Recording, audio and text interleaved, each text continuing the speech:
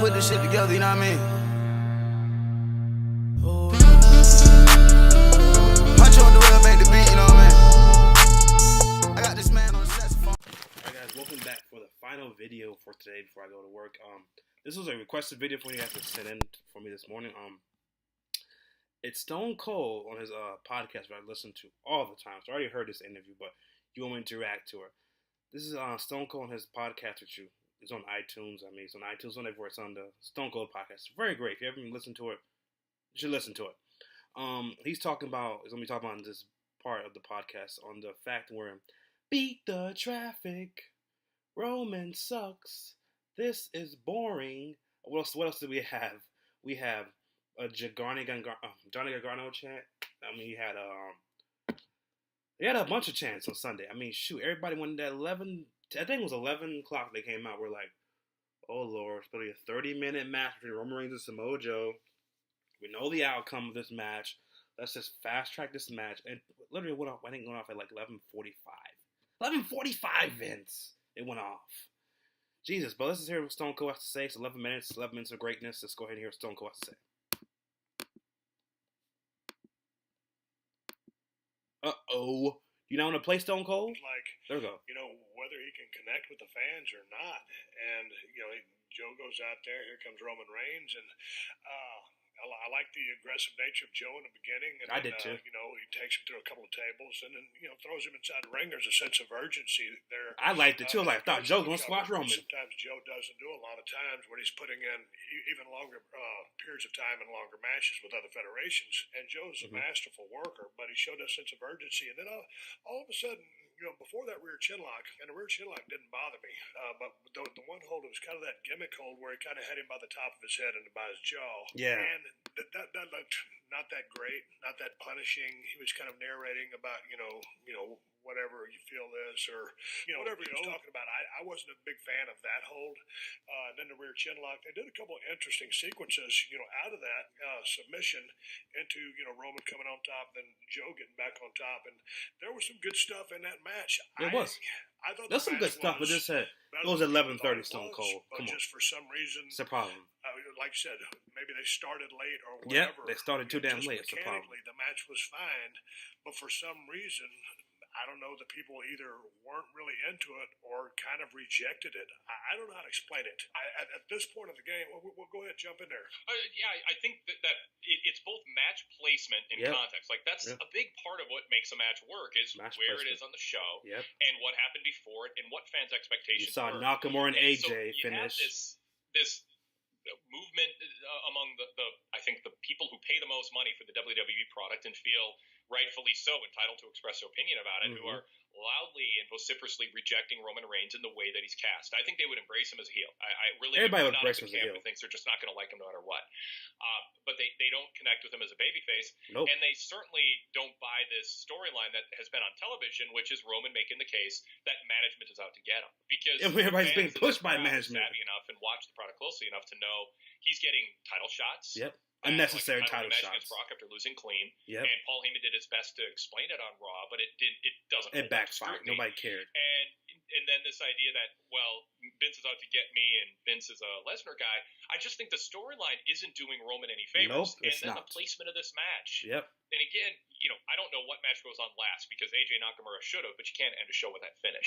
So I think they were in a bit of a dilemma. You might as well put Seth Rollins in the main event. Didn't want a non-title match with Roman Reigns headlining starting at 11 p.m. on a long show. You know what? Matter of fact, you might as well put Roman and Joe open the show, whatever that finish happens, and Rollins in the main event. Might as well at that point. If you knew what was going to happen. Because people know Vince decides what match goes on last. So I think a lot was working against it, and you're right. I think the crowd rejected a match that they otherwise would have been more accepting of. But I do think when you think of Joe and Reigns and the way they cut promos building this up, even in the midst of the Saudi Arabia hype, fans wanted to see just Joe win. A badass brawl, not Joe making good facial expressions and really sinking in the holds and doing some trash talking. But I don't think that's what they were looking for. Nope. And certainly we had moments. I mean, the flying elbow through the ropes onto Roman and Roman crashing into the boards was great, but there just wasn't enough of it, and it was too late in the show. Yep. Man, I thought, hindsight being 2020 and just watching the match, the way the fans kind of, a little bit of a hot start at the beginning, well, more of Joe on offense, but this was maybe, hey, you jump this thing and it's tit for tat, and you rock them with some solid high spots, back and forth, and then, a guy, with a slam, move on the elbow, other guy, it's just, you give them 3 to 5 minutes of some, some sizzle, then settle into that grind, then start putting Roman through those tables, and just make sure you grab them in the beginning. But, obviously, when you're talking about this match, early on in the day and you're setting it up, you figure, okay, this is a good plan, we'll stick to it. Then all of a sudden, the people are just not quite as involved or as engaged was a long as night. you would want them to be. And, when you've got a guy in Roman's position who's on top, and, people are making a case, or from what I've read, from what I follow, and you can speak more to this than I can, people say you've got to turn Roman heel. Yep. Other people say, well, he's already a heel. And that's not necessary. But when you've got a guy, like Joe, very aggressive, and, he's a heel, but he's got Roman in these holds, and Roman is really not endeared himself to, or the people are not that enamored with Roman, to get behind him while he's in those holes, to come behind him and get with the match and start cheering him out of it. And nobody wanted to cheer him out of it. So I think it was almost, Roman can work his ass off. Roman's a good worker. He is. He's a Joe's good worker, but matches are all the same now recently. Roman can damn sure work. I think it almost reminded me in a sense, not from a physicality standpoint, but many times when I worked with The Undertaker, because you had these two badasses in the ring, and I was the babyface 9 out of 10 times, the crowd could tend to be a little hard just because I wasn't a sympathy babyface, and Undertaker was such a revered figure. I mean, just the way we tied up, as much as I like Undertaker on a personal level, sometimes, in the ring, our chemistry didn't click enough to just get everybody in that arena engaged. Could say that. Do you follow what I'm saying? Could follow that. Totally. Yeah. And, I mean, how much do you, as a wrestler, take into consideration or even augment or adjust what you plan based on where you are on the card, and do you pay attention either to what's scheduled before you or right after you, which didn't happen to you later in your career too often, but what happens before you, and then do you adjust even during the show to how the crowd is responding? Because to me, like Joe Reigns, maybe you can justify it until you get a sense of the crowd in the hour leading up to the match. And at that point, I think you go, we're at 11 o'clock. Yeah. I think we cut this 18 minutes, down to 10. They had the brawl before the bell, but bell to bell, they did about 18 minutes. Maybe cut that down to 11 and just give us the best of and get in and out, because it's going to be trouble. Like, do you ever make a match longer or shorter, or adjust the pace of it based on the crowd that night? No, normally on a pay-per-view, because that's such a big event, you really don't have time for that, and you figure what you got's going to work. Yeah. So I'm just saying, hey man, I would have think it's going to be a long night. I'm going to jump this thing from the get-go anyway, just based on what I'm bringing to the table, what you're bringing to the table with respect to Joe and Roman.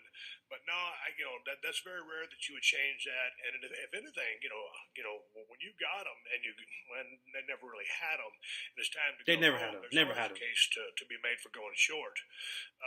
But if you go too long, and I don't know, this match just didn't pan out. But I'm glad you brought up the point that you did when Joe jumped on Roman, and then they've got that rule. Back in the day, if there was a guy that attacked the other guy, they'd go ahead and ring the bell and the match would start. Do you remember that? Yeah, they would. Yeah.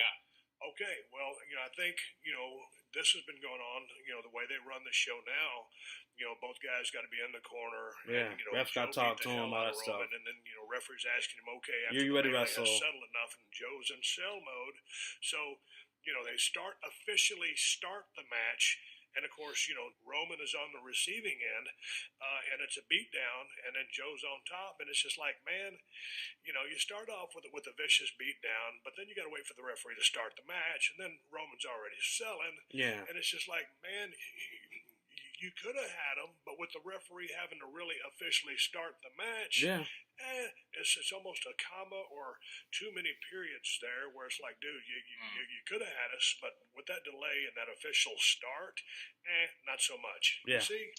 I do, and I'm a stickler by default for logic in the idea that if a heel attacks a babyface when their back is turned before ring introductions, that they get to have that advantage, and the ref just says ring the bell. That did drive me nuts. But so I like conceptually, academically, the idea that you don't reward a heel for attacking a babyface before the bell. Yeah, that just I seems like that ludicrous. too. That said, you've got to make sure that if you have that pause where are you okay? Are you okay? That you take into account, and this is a lesson that can be learned in terms of, okay, we've got this policy, it's a sound policy, but it backfired on us a little bit here. When the bell rings, then we need Joe to just go and continue beating Roman Reigns' get that crowd hot again before we settle in. Because this was a match that had some good spots in it. Joe and Reigns giving us a sample, like the drive-by spot where Joe grabbed him out of midair and just dragged him into the ring after catching him in midair. That's a cool spot. Yeah. But they lost the crowd by then.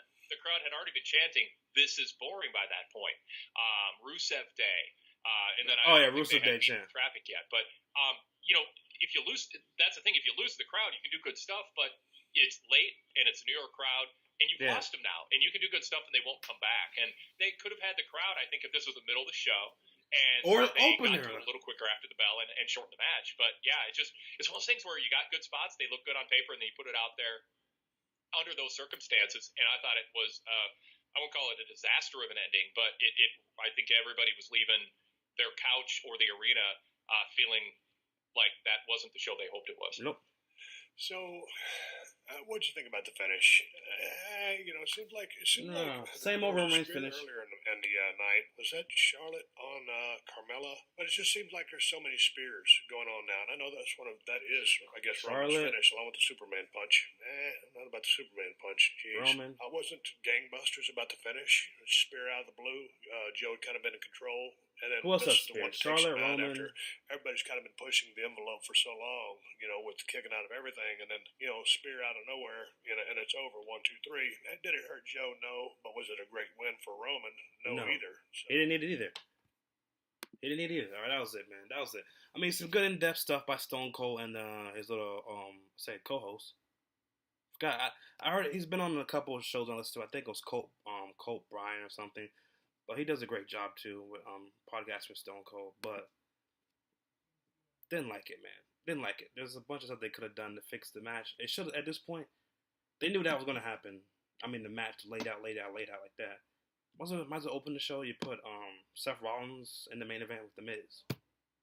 First time ever, right? He's your hottest guy in your company. They could have done that. But don't forget to like the video, guys. Comment down below, subscribe, and get this up real quick before I go to work. So let me get this up real quick. All right. Catch you guys tomorrow. Behind the Curtain, episode 7, part number 1.